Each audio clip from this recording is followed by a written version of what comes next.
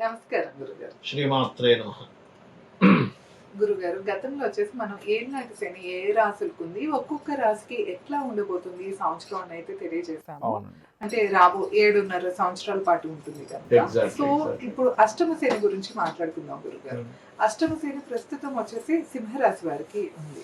అవును. సో ఈ అష్టమ శని ప్రభావం అనేది వీళ్ళకి ఏ పాటు ఉంటుంది, ఈ ఫేజ్ లో వాళ్ళు ఎలాంటివి ఎదుర్కొంటారంటారు, వాళ్ళు ఎలా ఉండాలి, ఏ దైవారాధన చేసుకోవాలి, వాళ్ళ పరిస్థితులు ఎలా ఉంటాయి, ఈ విషయాలన్నీ ఒకసారి దాదాపుగా తెలియజేస్తారు. ఇంకొక 11 నెలలే ఉందండి అష్టమ శని, అంతకు మించి లేదు ఇంక వెళ్ళి. మొత్తం ఎంత పీరియడ్ గురుగారు? ఎనీ అంటే ఏలినాటి శని అయితే 7.5 సంవత్సరాల గడుస్తుందో, అష్టమ శని అర్ధాష్టమ శని 2.5 సంవత్సరాలు ఉంటుంది. ఓకే. అయితే ఎప్పుడు కూడా మనం శని అనగా మనం ఏదో భయపడిపోతుంటాం కాదు, మనం భయపడాల్సింది కాదు. అక్కడ సాటర్న్ అంటే ఆయుష్నిచ్చే కారకుడు. ఓకే. అలాగే కొంచెం మందుడు అంటారు, అంటే స్లో డౌన్ అవ్వడం కారకుడు, పనులు స్లో అవడం, అంతేగాని అదేదో ఇంకా అస్సలు అవ్వకపోవడం కాదు. మనకు ఒక ఎక్స్పీరియన్స్ ఇవ్వడానికి ఆయన యొక్క ఎనర్జీ అక్కడ పనిచేస్తూ ఉంటుంది. ఓకే. చాలా మంది ఏలినాటి శని, అర్ధాష్టమ శని, అష్టమ శనుల్లోనే మనం గతంలో చాలాసార్లు చెప్పాం.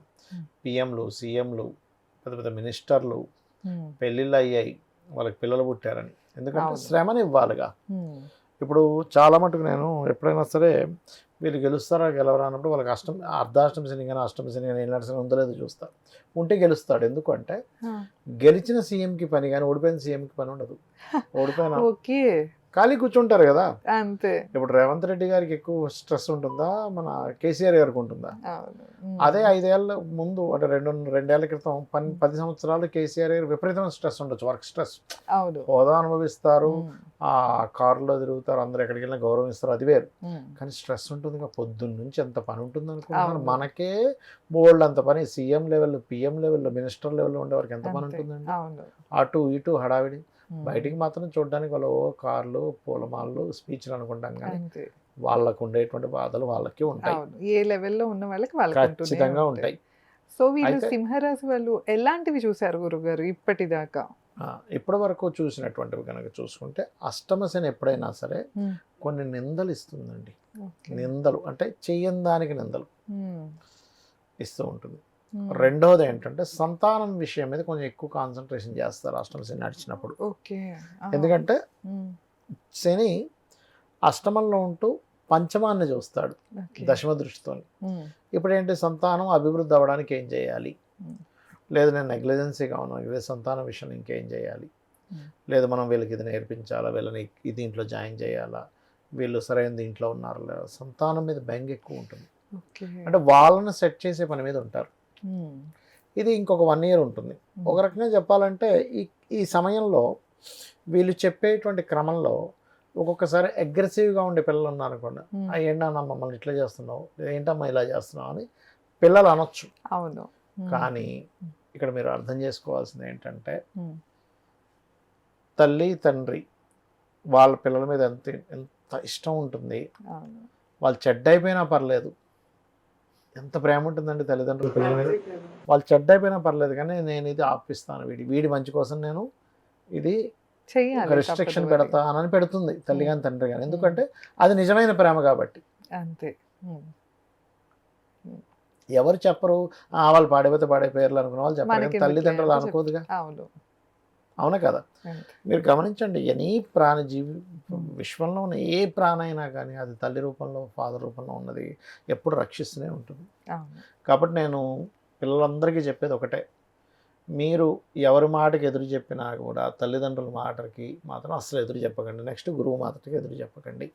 ఎందుకంటే వాళ్ళు ప్రేమించినట్టుగా, వాళ్ళు చూపించినట్టుగా ఈ విశ్వంలో ఎవ్వరూ ప్రేమను చూపించలేరు. అల్టిమేట్ ఇంకా వాళ్ళు మంచి కోరినట్టుగా ఎవరు కోరుకోరు. ఎవరో పితృదోషం ఉంది, మాతృదోషం ఉంది, మా తల్లి కేసు పెట్టిందని, అది చాలా రేర్ కేసెస్. మాతృదోషం ఉండేవి కూడా ఉంటాయి. అయితే ఎప్పుడైనా కూడా అష్టమ శని ఉన్నప్పుడు నిందని తట్టుకునే శక్తిని ఇస్తాడు. అంతకుముందు చిన్న చిన్న విషయాలకి చెదిరిపోయిన వ్యక్తి అష్టమ శనిలో ఏం చేస్తాడంటే, ఇవన్నీ ఉందిలే, సరే ఆయన అన్నాడు నేను అయితేగా, నేను అది కానప్పుడు నేను ఎందుకు బాధపడాలి అంటే నిజాన్ని గ్రహిస్తారు. ఎగ్జాక్ట్లీ, సత్యంలో బతుకుతాడు. అన్నంత మాత్రం నేను ఎందుకు ఆవేశపడాలి అనే ఒక ఎనర్జీ ఫామ్ అవుతుందండి వాళ్ళలో. కాకపోతే అష్టమ శనిలో చిన్న చిన్న యాక్సిడెంట్స్ అవ్వడం, ఓకే. అది ఒక్కొక్కసారి కారు గీసుకోవడం, ఏదో దెబ్బ తగలడం, ఇలాంటివి జరుగుతూ ఉంటాయి నిందలతో పాటు. ఏదో కారు గీసుకుంది వాడు వచ్చే నీకు కళ్ళు కనిపించట్లేదా ఇట్లా నడుపుతావా అని మాట్లాడతాడు. అబ్బా ఏమిటో నా తలరాతేంద్ర ఇలా ఉంది, పోయి దానికి నేను ఎందుకు తగిలించుకున్నాను అనిపిస్తుంది. అంటే ఆకస్మికంగా జరిగే కొన్ని సంఘటనలు ఉంటుంటాయి దానివల్ల. అయితే ఒక గొప్ప విషయం ఏంటంటే అష్టమ శని ఉన్నప్పుడు వాళ్ళకి గండాలు తొలగుతాయండి. ఇది ఒక గొప్ప విషయం. ప్రాణగండం ఉందనుకోండి అష్టమ శనిలో తొలగిపోతుంది. ఎందుకంటే శని అష్టమంలో ఉండే శని దీర్ఘాయుష్ని ఇవ్వాలిగా, అందుకని అవి పోతాయి. కాకపోతే అష్టమ శనిలో ఉన్నప్పుడు చెయ్యకూడని పని ఏమిటి అంటే పొరపాటును కూడా షేర్ మార్కెట్ జోలికి అస్సలు వెళ్ళకూడదు. షేర్ మార్కెట్ జోలికి ఒకవేళ వెళ్ళినా వాళ్ళది అదే వృత్తి అనుకుందాం కాసేపు, ఏమంటే మాకు ఫస్ట్ నుంచి అదే పని అండి, ట్రేడింగ్లు చేసుకుంటూ ఉంటాం, ఇప్పుడు నేను మానేయాలంటే ఎలాగా అంటే లాంగ్ టర్మ్ చేసుకోండి. అంటే 1 సంవత్సరం ఇన్వెస్ట్మెంట్ చేస్తాయంటే 2 ఏళ్ళు చేస్తాయంటే 3 ఏళ్ళు చేస్తాయంటే అలా చేయండి. ఖచ్చితంగా వీరికి ఏమవుతుందంటే ఆ యొక్క ప్రభావం నెగటివ్గా పడే ప్రభావం ఖచ్చితంగా పడదు. అయితే దీనికి రెమెడీ ఏమిటి? ఇంకా మనకి ఇది ఒక 11 నెలలు ఏమో ఉంది ఇంకా అష్టమ శని. దాని తర్వాత కన్యారాశి వాళ్ళకి వస్తుంది. అయితే వీళ్ళకంటే కన్యారాశి వారికి మాత్రం వాహనం మీద వెళ్ళేటప్పుడు ఖచ్చితంగా స్లోగా వెళ్ళాలి అష్టమ శని వస్తే వాళ్ళకి. ఎందుకంటే మేషంలో నీచబడుతున్న శని అండి వారికి.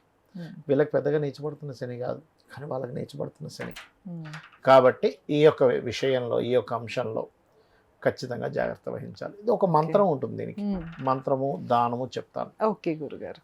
ఓం అనాకలిత సాదృశ్య చుబుకశ్రీ విరాజితాయే నమః. ఇది లలితా సహస్రనామాల అద్భుతమైన నామం. ఓం అనాకలిత సాదృశ్య చుబుకశ్రీ విరాజితాయే నమః.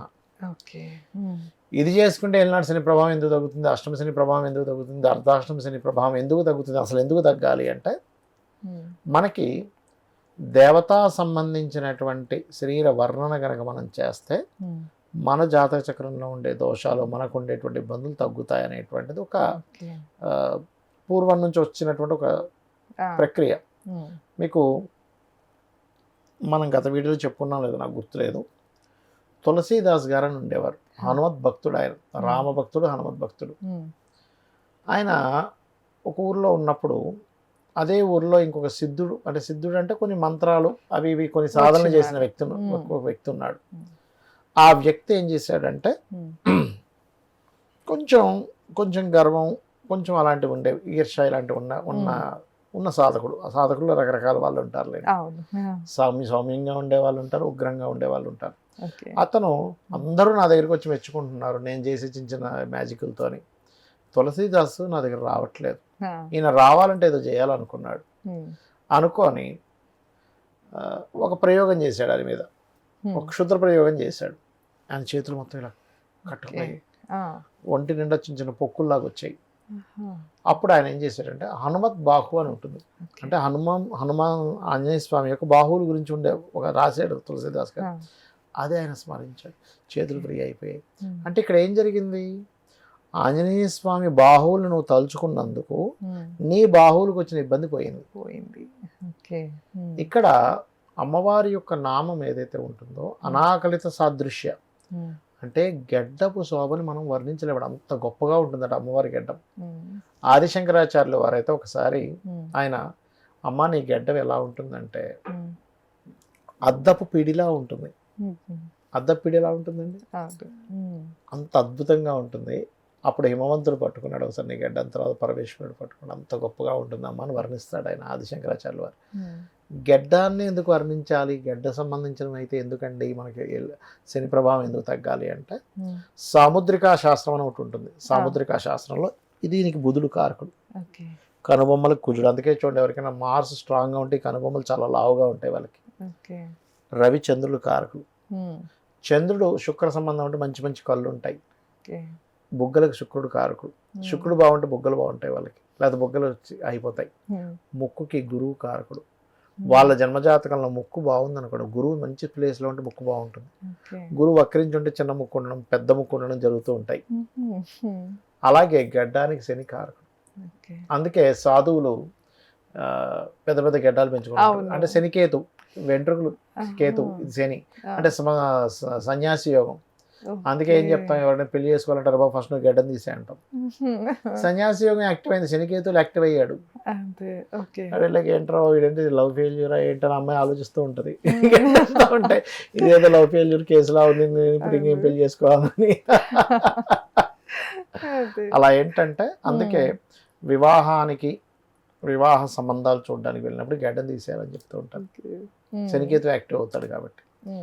అందుకని ఈ నామాన్ని ఎవరైతే స్మరిస్తారో అమ్మవారికి బెల్లముతో చేసినటువంటి పదార్థాన్ని ఎవరైతే నైవేద్యంగా పెడతారో ఖచ్చితంగా వారికి శని దోషం అనేటువంటిది తగ్గుతుంది. వీళ్ళు అష్టమంలో శని జలరాశిలో ఉన్నాడు కాబట్టి ఇప్పుడు మనకు నడుస్తున్నటువంటి గోచార ఫలితాలు కూడా సరిగ్గా లేవు కాబట్టి జల ప్రదేశాలకు వెళ్ళినప్పుడు జాగ్రత్తగా ఉండాలి వీరు. ఇప్పుడు ఈ 11 మాసాల పాటు జల ప్రదేశాలకు వెళ్ళినప్పుడు మీరు జాగ్రత్తగా ఉండాలి. షేర్ మార్కెట్ విషయంలోని ఫ్రెండ్స్ విషయంలోని కొద్దిగా జాగ్రత్తగా ఉండాలి. గురుగారు ఈ మంత్రాన్ని ఎంతసేపు జపించాలంటారు? ఏ మంత్రమైనా గుర్తుపెట్టుకోండి. లలితా మంత్రమా, మీరు గురువుల దగ్గర నుంచి తీసుకునేటువంటి మంత్రమా 48 నిమిషాలు ఖచ్చితంగా చేయాలండి. లేదంటే 10 మాలలు అంటారు, తిప్పుతూ ఉంటారు. ఒక మంత్రం అలా, ఒక మాల 2 మాలలు అలా 10 మాల తిప్పేటప్పుడు ఈ ముడి వస్తుంది కదా, మళ్ళీ వెంటనే తిప్పేసుకోవాలి. ముడి దాటకూడదు ఎప్పుడు మాల. అది దాని మేరువు అంటారు, మేరువు దాటకూడదు అనమాట. తప్పకుండా గురుగారు. సో విన్నారు కదా, అష్టమ శనిలో ఉన్న సింహరాశి వారికి గురుగారు చెప్పినట్లు ఈ మంత్ర జపాన్ని తప్పకుండా నిత్యం చేసుకుంటే కనుక పారాయణం లాగా మీకు అంతా శుభమే కలుగుతుంది. ఇంకా ఏమైనా సందేహాలు ఉన్నాయి, ఎలాంటి సమస్యతో ఇబ్బంది పడుతున్నా స్క్రీన్ పైన స్క్రోల్ అయ్యే నెంబర్కి కాంటాక్ట్ అవ్వచ్చు. ధన్యవాదాలు. నమస్కారం గురుగారు. శ్రీమాత్రే నమః.